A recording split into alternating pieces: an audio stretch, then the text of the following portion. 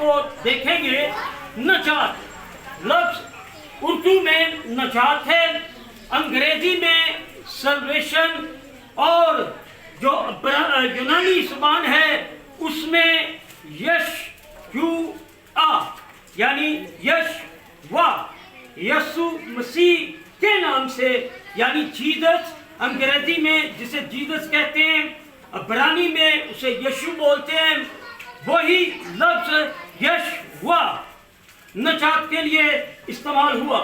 अच्छा, उर्दू में जो इसके मानी सामने आए वो है बख्शिश, एक आज़ादी, दो बरीयत, तीन खलासी, चार छुटकारा, पांच और रिहाई, छह मखलसी, मुआफी, मुक्ति। ये सारे लफ्ज नजात के लिए आए। अगली बात, अंग्रेजी में जो इसके बारे लिखा हुआ है वो मैं आपके सामने पढ़ना चाह रहा हूँ। मैं पढ़े लिखे बच्चों में हूँ, और याद रखिएगा कि जब हम जो काम करते हैं वही आगे नस्ल को कन्वर्ट होता है।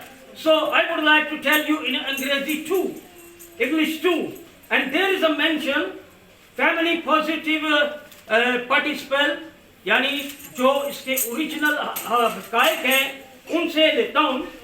समथिंग सेव्ड, पहली बात समथिंग सेव्ड, किसी का बचाया जाना। डिलीवरेंस यानी छुटकारा पाना, आज़ादी, रिहाई। हैनेस, aid, victory, prosperity, deliverance, help, help, salvation, save, saving and last welfare. ये सारे लफ्ज अंग्रेजी में नजात के लिए आए हैं। पैदाइश का पहला हवाला हमने पढ़ा 49 बाब और उसकी 18वीं आयत। शुरू से अभी दुनिया का आगाज आगाज हुआ है। नूह का तूफान गुजर चुका है।